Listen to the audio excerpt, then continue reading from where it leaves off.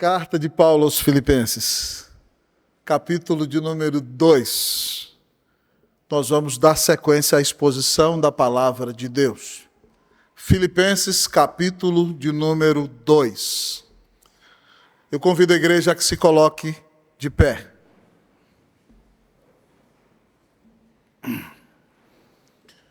Semana passada expus até o versículo 11, quando aprendemos naquele texto tão poderoso sobre a humilhação do Senhor Jesus.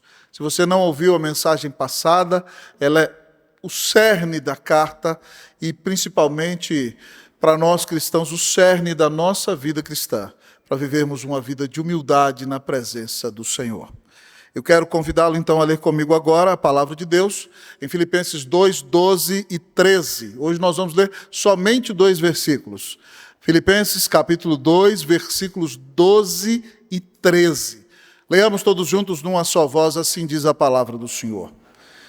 Assim, pois, amados meus, como sempre obedecestes, não só na minha presença, porém muito mais agora na minha ausência, desenvolvei a vossa salvação com temor e tremor, porque Deus é quem efetua em vós, tanto querer como realizar, segundo a sua boa vontade.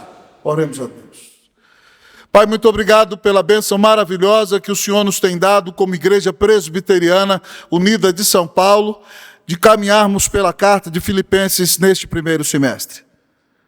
Ó Deus, ó Pai, a exposição tomou uma extensão um pouco maior do que imaginávamos, mas tem sido dirigida pelo Espírito Santo.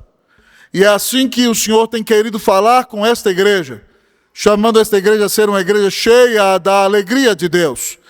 O que significa não guiar-se por sua própria vontade, não viver conforme os princípios deste mundo, mas se humilhar diante do Senhor, se quebrantar diante da tua presença e viver uma vida de humildade e alegria somente em Jesus.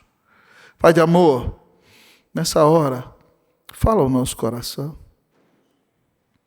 Pai, a palavra do Senhor. O povo é comprado pelo sangue do Senhor Jesus. O método de falar foi o Senhor que estabeleceu. E a Escritura foi o Senhor que revelou. E o pecador limitado, quem chamou para usar também foi o Senhor. Então, tudo aqui é a respeito do Senhor. Então, Senhor, glorifica ao nome do Senhor, meu Deus e Pai. Glorifica o nome de Jesus enquanto ouvimos essa mensagem. Pai, eu queria pedir algo mais para o Senhor nessa manhã. Tua palavra nos ensina aqui que o Senhor tem prazer em nos abençoar. Eu queria pedir, ó Deus, ó Pai, que o Senhor nos desse a bênção de perceber o teu prazer, a tua alegria, enquanto ouvimos as Escrituras nessa manhã. Eu queria, Deus, perceber o teu deleite, a tua alegria, enquanto prego a tua palavra. E eu quero pedir que o Senhor dê essa bênção aos meus irmãos. Fala conosco, Pai. Nós te imploramos, em nome de Jesus, para a glória do Rei Jesus. Amém. A igreja pode sentar-se.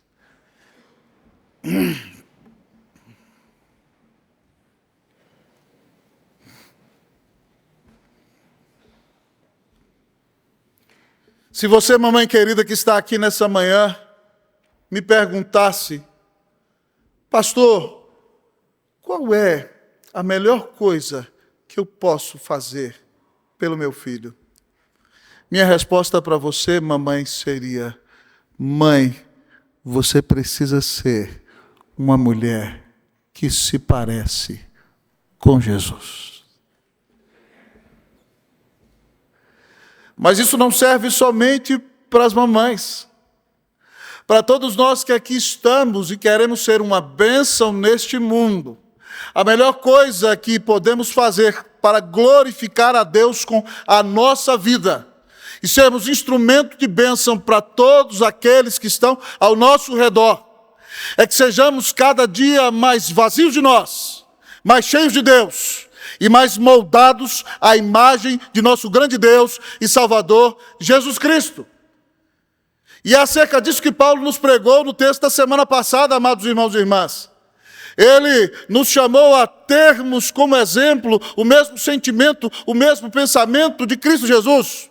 E nos ensinou então a olhar para Jesus, a como viver uma vida de humildade.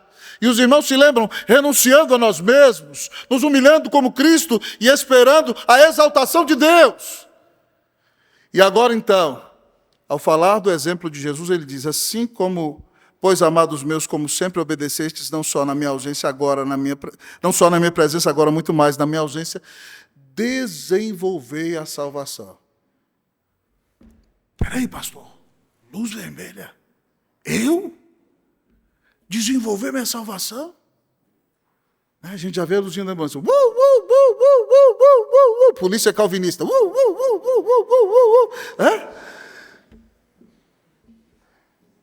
Irmão, eu e você não somos salvos por nós mesmos.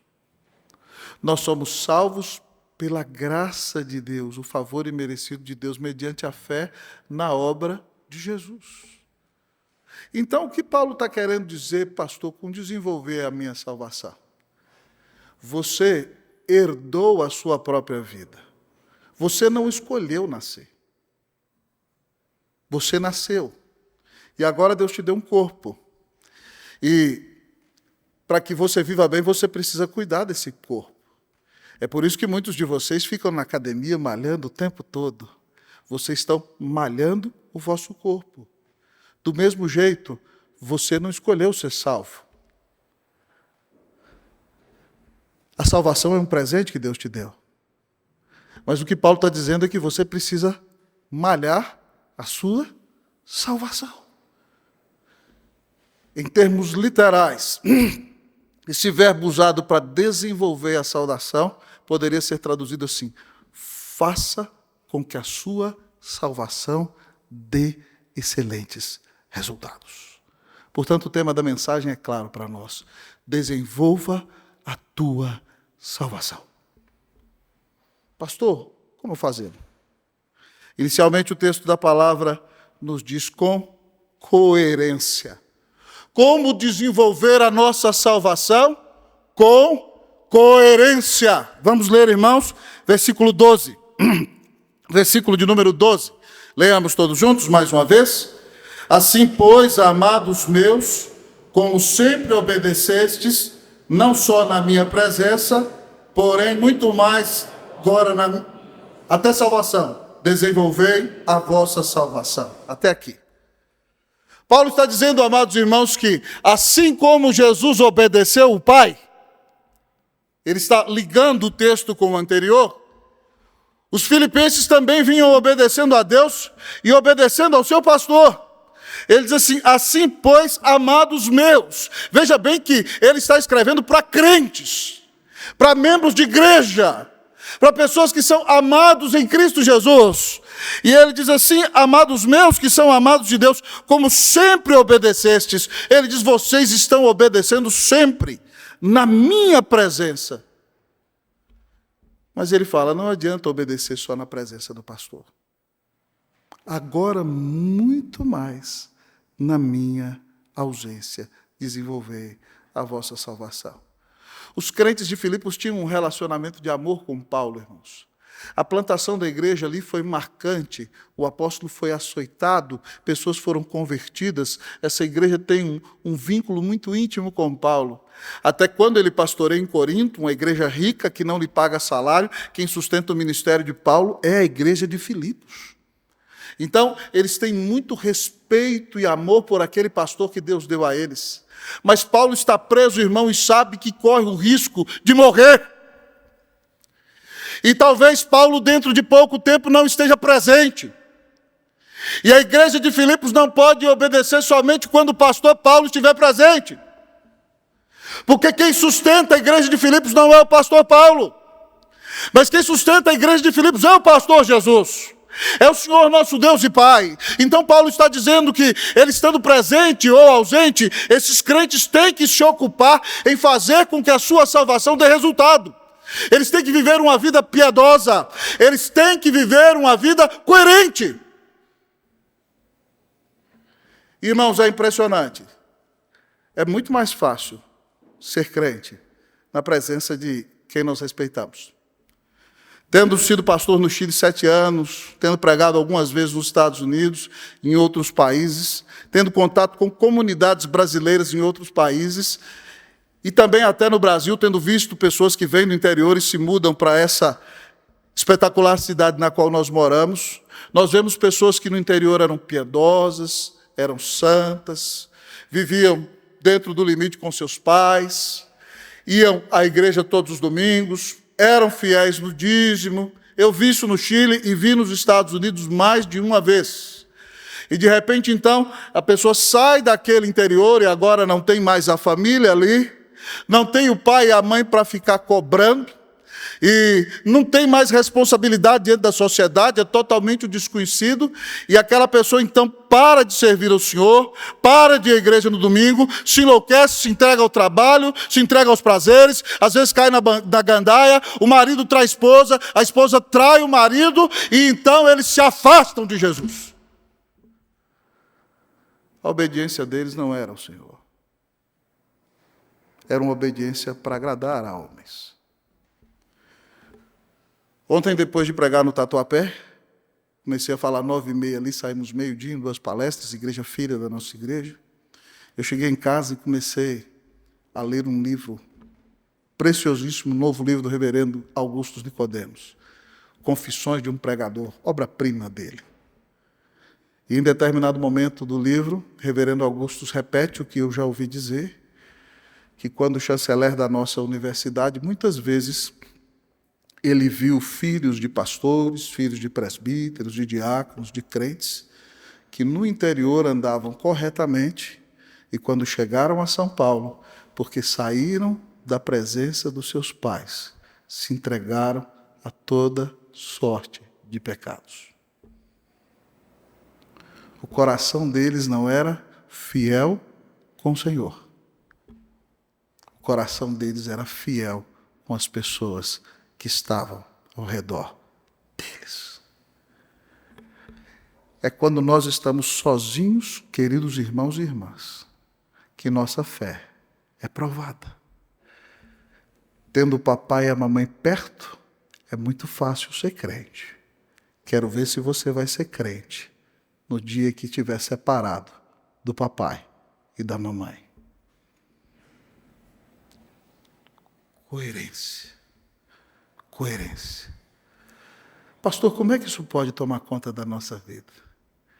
É só quando nós temos a consciência de que toda a nossa vida é vivida diante da face de Deus. Esse foi um dos ensinamentos que os reformadores nos deixaram. A palavra em latim é omnibus coram Deo. Tudo está diante da face de Deus. Ou seja, nós estamos na cara de Deus. Deus é nosso auditório o tempo todo. Então, não dá para eu entrar aqui na igreja e posar de santo, colocar uma auréola na minha cabeça e sair e ir para qualquer outro evento e atuar como se eu fosse um pagão. Porque o culto não acaba quando acaba o culto público.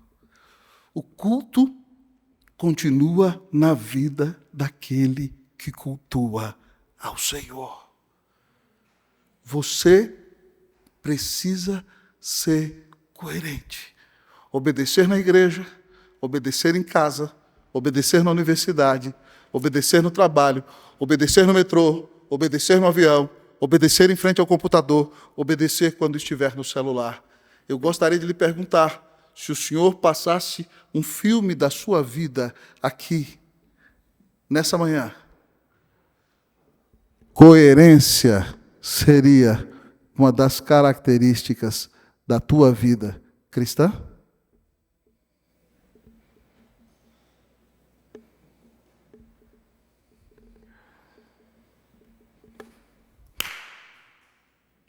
Não se desanime.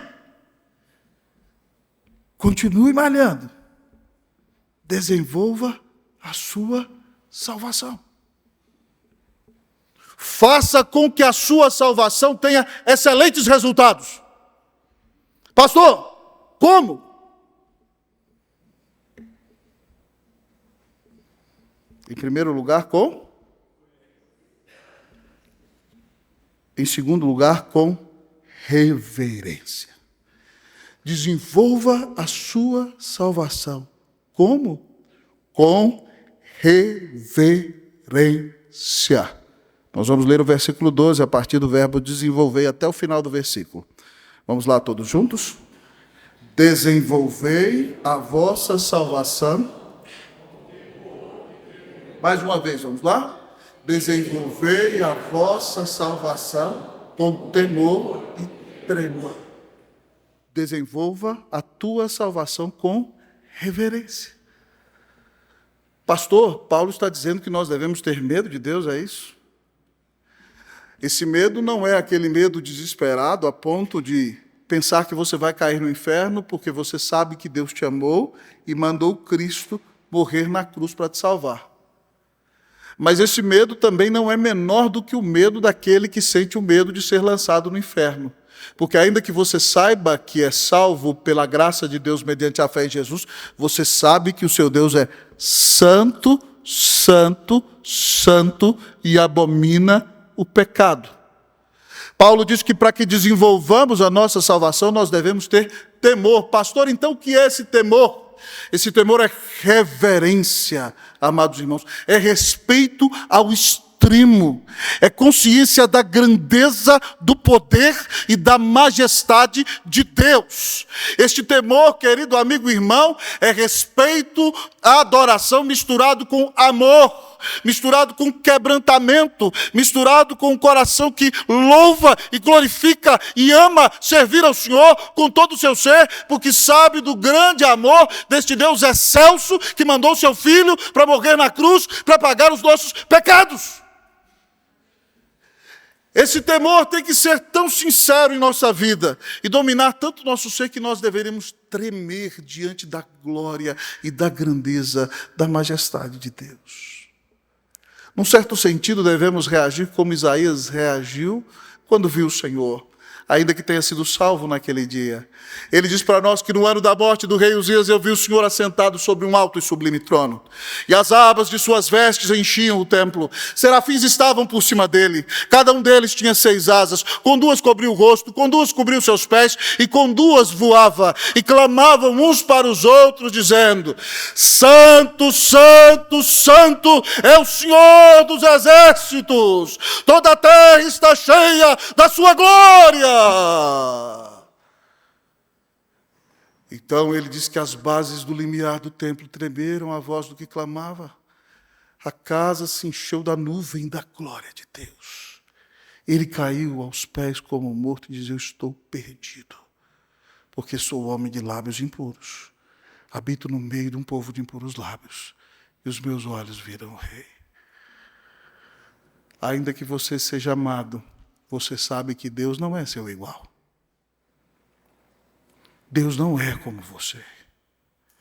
Portanto, ele tem que ser reverenciado e respeitado. Você não pertence a si mesmo. Você não pode fazer o que te dá na telha. O que está na sua cabeça. Você pertence a Deus 2 vezes. Primeiro como criação, depois como filho redimido do Senhor. Então você precisa reverenciar diante de Deus todos os dias da sua vida. Essa semana, mais uma vez, eu ouvi uma frase poderosa do reverendo John Knox, o pai do presbiterianismo. O presbítero Gabriel esteve lá na igreja dele essa semana, até postou uma foto lá na Catedral de St. Giles. John Knox disse o seguinte: eu nunca tive medo do diabo, mas eu tremi e temi todas as vezes que eu subi no púlpito. Eu nunca tive medo do diabo, mas eu temi e tremi todas as vezes que eu subi no púlpito. E ele teme e treme, porque ele está pregando a palavra de um Deus que é santo, santo, santo, do qual nós não podemos zombar. A nossa vida pertence a esse Deus que mandou seu Filho morrer na cruz e pagar pelos nossos pecados. Muita gente, irmãos, me acusa de ser zeloso demais e de ser firme. E nós não podemos abrir mão nestes tempos maus. É por isso que muitas vezes, em nossas conversas como liderança da igreja, nós nos preocupamos de quem canta na frente da igreja. Uma pessoa que está amaziada, por exemplo, não pode cantar na frente da igreja. Ela está em desobediência. Uma pessoa com conduta homossexual ou lésbica não pode cantar na frente da igreja. É contra a palavra de Deus. E as pessoas, pastor, o senhor é duro demais. Pastor, não sei o quê. E um dia desse eu parei para refletir. Eu falei, será que eu sou duro demais mesmo? E aí, irmãos, Deus é tão maravilhoso que nesse dia eu estava lendo na minha devocional o Salmo 119. E aí entrou como uma flecha no meu coração o versículo 4. É como se eu tivesse botado o dedo na tomada e fizesse assim, tomado um choque. Bota aí para mim, Levi. Eu não vou citar, não. Podia citar de qual, mas a igreja vai ler todo. Toda a igreja vai ler. Pastor, o senhor é duro demais, disciplinar na frente da igreja. A igreja vai ler. Será que eu sou duro demais? Vamos lá, vocês vão ler comigo. Salmo 119, 4. Versículo 4. Todos comigo. 1, 2, 3.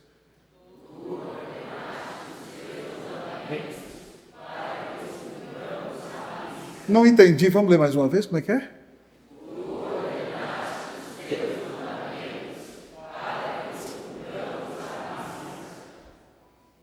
Preciso explicar? Passa a linha, não dá um passo fora. Pastor, mas ninguém dá conta aí não, reverendo. Ninguém consegue cumprir a risca. Eu falei, claro que não, nem eu. É por isso que Deus mandou Jesus para morrer na cruz e pagar os nossos pecados. Por isso que nós não somos salvos por nós mesmos, nós fomos salvos por alguém perfeito que recebeu a ira de Deus no nosso lugar. Mas mesmo, irmãos, depois que fomos salvos pela graça mediante a fé, a vara não diminuiu. Você não vai obedecer para ser salvo, mas você obedece porque é salvo. E depois de salvo, o mandamento continua valendo. Tu ordenaste os teus mandamentos para que os cumpramos à risca. Nem um passo fora da linha. E se você teme a Deus e reverencia a Deus, você vai tratar as pessoas com amor. Você vai abraçá-las e cuidar delas. Mas você não vai colocar para liderar a igreja quem não leva Deus a sério. Quem não tem compromisso com Jesus. Quem não foi transformado pelo Senhor. E sobre isso, irmãos, eu vou prestar contas. E todos nós que lideramos a igreja de Jesus. Que Deus tire de nós temor ao homem. Amém, irmãos e irmãs? Ontem eu fui perguntado na palestra no Tatuapé, pastor, como é que a gente faz hoje? As pessoas, muita gente hoje mora junto, não casa mais. Uma irmã me perguntou, que eu falei sobre ética cristã ontem na palestra. E essas pessoas chegam à igreja, ou até pessoas do mesmo sexo que têm um relacionamento umas com as outras, como é que a gente faz? Eu falei, simples. Essas pessoas são muito bem-vindas no culto. Elas podem adorar a Deus conosco. Nós vamos dar as boas-vindas a elas. Se uma prostituta entrar aqui, ela vai ser saudada. Só que ela não vai ser recebida como membro da igreja enquanto não mudar de vida. Nosso Conselho da Unida tem sido bem zeloso com respeito a isso. Pessoas chegam aqui, moram juntas, frequentam a classe de catecúmenos. Quando chega no dia do exame, nós perguntamos, vocês são casados? Não. Tem que casar para poder ser recebido como membro. E qualquer pessoa que tem uma conduta contrária às Escrituras, se arrepende, vai ser batizado. Mas se vive na prática contrária às Escrituras, não vai ser batizado. Isso é muito sério. A pessoa tem que ser transformada por Jesus. Então nós temos que atuar como a igreja de Cristo sempre atuou, tratando as pessoas com respeito, com amor, com dignidade, mas zelando pela santidade da igreja, porque a igreja é de Cristo Jesus. E nós só vamos desenvolver a nossa salvação. Quando nós tivermos reverência, a ponto de entendermos que Deus é santo, santo, santo. Isso tem implicações tremendas, irmãos. Isso deve fazer com que nós olhemos para a nossa vida e odiemos nossos próprios pecados. E nos arrependamos deles, clamando o perdão e a misericórdia de Deus. Isso tem implicações, irmãos, tremendas para a nossa vida. Isso significa que nos nossos relacionamentos dentro de casa, nós não podemos tolerar as condutas pecaminosas nesses relacionamentos, mas temos que nos arrepender e melhorar cada dia mais e mais no momento, da maneira que nos tratamos nosso cônjuge, nossos filhos, nossos pais. Nós precisamos mudar. Isso significa, irmão, que no nosso trabalho, nós não podemos fazer um trabalho meia boca, nós não podemos empurrar com a barriga, nós não podemos trabalhar só para receber salário, mas nós trabalhamos para revelar a glória de Deus, para abençoar o mundo e para impactar a vida daqueles que estão ao nosso redor. Isso significa, meu querido amigo e irmão, que nos nossos estudos, nós não vamos estudar só para passar de ano, só para tirar nota, mas nós vamos estudar para aprender, para conhecer mais a glória do grande Deus que criou todas as coisas e usar esse conhecimento para abençoar o mundo e para ser um instrumento para transformar a vida daqueles que estão ao nosso redor. Toda a nossa vida está na cara de Deus. Que nós tenhamos reverência na presença do Senhor. Em tudo que fizermos. Que em casa, na igreja e no trabalho, nós reconheçamos que Deus é santo, santo, santo. E toda a terra está cheia da sua glória. Se você tem sido um irreverente, nessa manhã, a palavra te chama a se arrepender dos seus pecados. Nosso presbítero Ernesto leu na confissão aquele versículo maravilhoso que diz: se confessarmos os nossos pecados, Ele é fiel e justo para nos perdoar os pecados e nos purificar de toda injustiça. Que Deus nos perdoe de nossos pecados.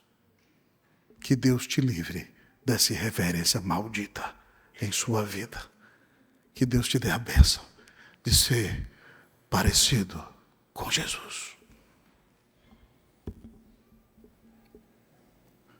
Acorde, não durma.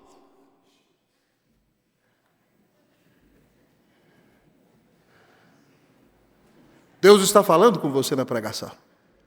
Mantenha seus ouvidos e olhos abertos. Desenvolva a salvação.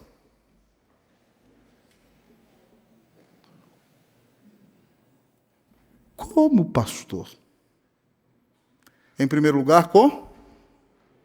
Não ouvi. Com? Segundo lugar, com? Em terceiro lugar, com dependência. Desenvolva a sua salvação com dependência. O versículo 12 termina dizendo: desenvolvei a vossa salvação com temor e tremor. Vocês leem o 13 para mim. Por quê?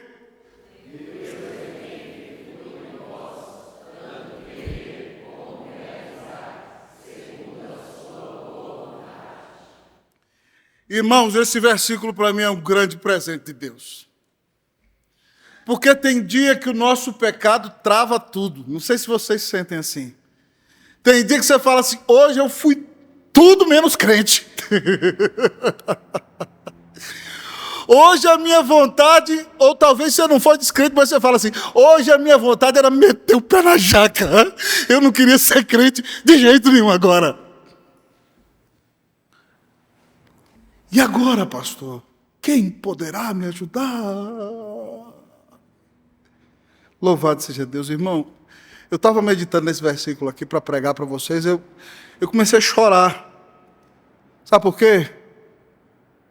Porque quem atua em nós, Paulo está dizendo, é o Senhor. É Deus quem efetua. O verbo efetuar é o mesmo usado aqui para efetua e depois realizar. E o verbo no hebraico, no grego, seria energizar. É Deus quem move. É Deus quem atua em mim e em você. Presta atenção, a nossa santificação é fruto da ação soberana de Deus. E esse agir de Deus é tal que Paulo diz que Ele soberanamente efetua em nós, colocando em nós, em primeiro lugar, o desejo de sermos santos. É Ele quem efetua em vós o querer. Então, pasme comigo, se você quer obedecer a Deus, não é porque você é a coisinha mais linda de Jesus. Né? Talvez você está obedecendo, você queria que Deus falasse assim, coisinha linda de Jesus. Não é por sua causa, não. Por você nunca você obedeceria. Se você obedece, é porque Deus efetua em você o querer. É Ele que coloca em você o desejo de ser santo. Irmão, que bênção maravilhosa.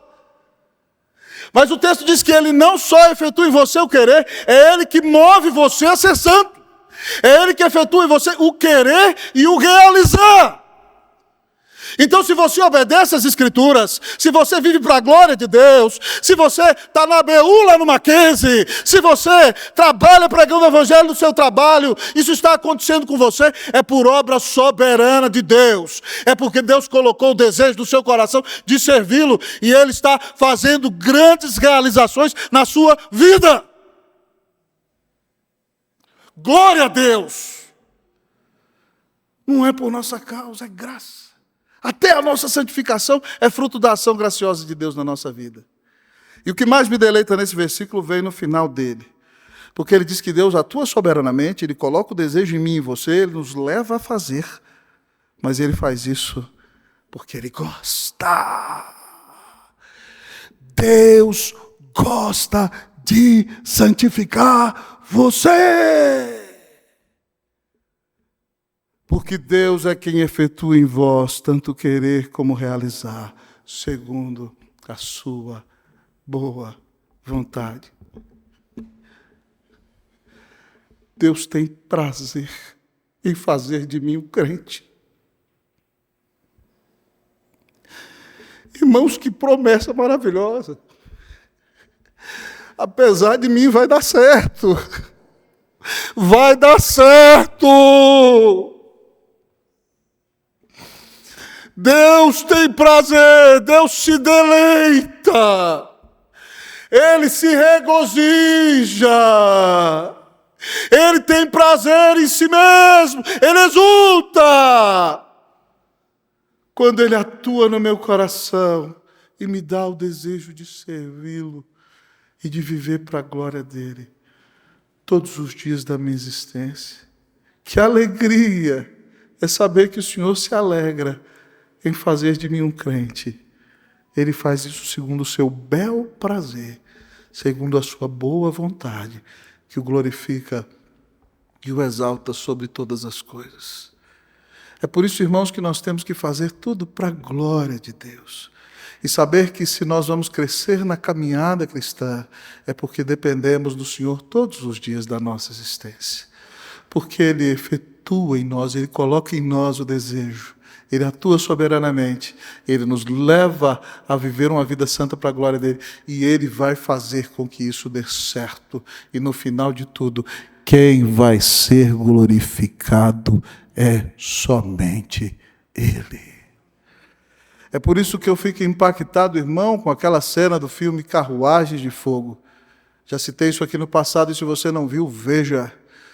Quando, querido amigo irmão, aquele precioso missionário escocês, chamado para servir a Deus na China, vai correr nas Olimpíadas, e sua irmã o questiona, dizendo que não seria uma vaidade isso. E ele diz a ela o seguinte, ele fala: querida, Deus me fez para a China e eu vou para lá. Mas Ele me mandou para as Olimpíadas e Ele me fez veloz. Ele me fez rápido. E eu sinto que quando eu corro, Deus se alegra. Eu sinto que quando eu corro, Deus fica feliz. Imagina correr uma corrida para a glória de Deus. Até uma corrida vira culto. Quando você sabe que você foi feito para glorificar a Deus. Pastor, na prática, então, como é que eu posso ter essa dependência na minha vida? Eu acho que Efésios 5,18 resume muito bem. Paulo diz assim: mas não vos embriagueis com vinho no qual há dissolução, mas enchei-vos do Espírito, falando entre vós com salmos e hinos e cânticos espirituais, louvando a Deus de todo o coração e dando sempre graças por tudo a nosso Deus e Pai, em nome de nosso Senhor Jesus Cristo. Paulo disse que nós temos que abandonar o pecado. Como é que nós vamos depender de Deus? Não vos embriagueis com vinho nem com pecado nenhum. Abandone o pecado em sua vida, confesse e se arrependa. É uma maneira de depender de Deus. Seja cheio do Espírito Santo. Como? Falando entre vós com salmos, hinos e cânticos espirituais. Viva uma vida de culto. Adore a Deus aqui no culto, não perca uma oportunidade de adorar a Deus. Mas lá em casa, ligue o som no último. Se você gosta de cântico, cante cântico. Se você gosta dos hinos, bote os hinos. Mas adore a Deus, leia a sua Bíblia, ore, tenha comunhão com Deus. E ele diz: seja grato por tudo em sua vida. Tudo que vier a você vem da mão de Deus, então agradeça e use a sua vida para ser uma bênção aos demais. Eu creio que esse versículo resume bem a aplicação do que significa viver uma vida de dependência na presença do Senhor. Que Deus faça de nós dependentes e que nossa vida glorifique a esse Deus maravilhoso. Eu quero perguntar a você: como está a sua malhação? Talvez você está nota 10 na academia, hein? Parabéns, indo todo dia. Faz muito bem ao cuidar da sua saúde. Mas mais importante do que isso, como está a sua malhação espiritual? Desenvolver a salvação é crescer em santificação. Você tem crescido em santificação? Hoje o imperativo do Senhor para você é claro: desenvolva a tua salvação. Como pastor? Com coerência, com reverência, com dependência. Implicações práticas do sermão para nós, depois de ouvirmos toda essa mensagem. Já falei delas do sermão. Entenda que toda a sua vida é vivida diante da face de Deus. Faça da sua vida um culto. Viva para a glória de Deus. Adore ao Senhor em todo o tempo. Corra para a glória de Deus. Ande de bicicleta para a glória de Deus. Cozinhe para a glória de Deus. Escreva um livro para a glória de Deus. Leia um livro para a glória de Deus. Entenda que a sua vida é culto. E por isso, então, você não vai fazer o que desagrada a Deus em nenhum momento, porque ainda que seu pai e sua mãe não estejam presentes, o Senhor está presente em todos os lugares. Entenda que você está diante da face de Deus e viva para a glória de Deus. Segunda implicação clara: invista na sua vida espiritual. Leia as Escrituras todos os dias. Ore a Deus todos os dias, adore a Deus todos os dias, faça de Deus a sua primeira prioridade. Faça de Deus o seu maior amor. Porque se você investir na sua vida espiritual, então você vai ter comunhão com Deus, vai admirá-lo mais, vai conhecê-lo mais e vai ser mais fácil viver em santidade todos os dias da sua existência. Terceira e última implicação para nós. Confie que o Deus que amou você e deu Jesus na cruz para te salvar, nunca vai te deixar. Confie que jamais Ele vai te abandonar. E confie que Ele está comprometido com a sua santificação mais do que você mesmo está. E que confie que de um jeito e de outro Ele vai te santificar, porque Ele está te preparando para o céu.